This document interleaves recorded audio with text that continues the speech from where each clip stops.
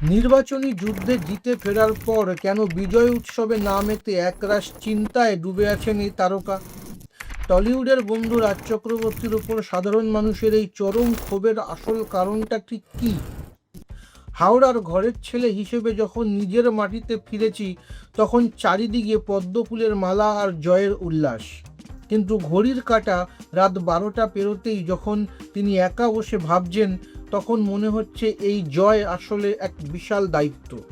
মানুষের ভিড়ে মিশে রুদ্রনীল বুঝেছেন সাধারণ নাগরিক জীবন কতটা তিক্ত আর বিরক্তিকর হয়ে উঠেছিল তার কাছে।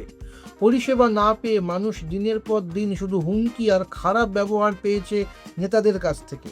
আর ঠিক এই জায়গাতেই হয়তো বন্ধু রাজ চক্রবর্তীর ভুল হয়ে গিয়েছিল বলে তার মনে হয়। রাজ অত্যন্ত গুণী ছেলে, কিন্তু পশ্চিমবঙ্গের মানুষ যে দুরবস্থার জন্য নির্দিষ্ট একটি দলকে দায়ী করছেন, রাজ নিজেকে সেই দলের সাথেই জড়িয়ে ফেলেছিলেন বলে ধারণা রুদ্রনীলের।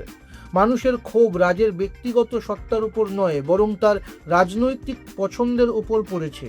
তিনি নিজেও তো একসময় ইন্ডাস্ট্রিতে ব্যান হওয়ার যন্ত্রণা সহ্য করেছিলেন। তখন রুদ্রনীলের পাশে কেউ দাঁড়ায়নি, কিন্তু রুদ্রনীল আজ এই জয়ের মঞ্চে দাঁড়িয়ে বলছেন, আমি কোনো প্রতিশোধ নেব না।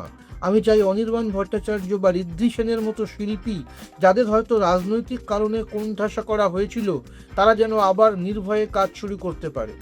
টলিউডে আর কোনো খবরদারি চলবে না বলে মত রুদ্রনীলের। যোগ্যতার ভিত্তিতে কাজ পাবে সবাই।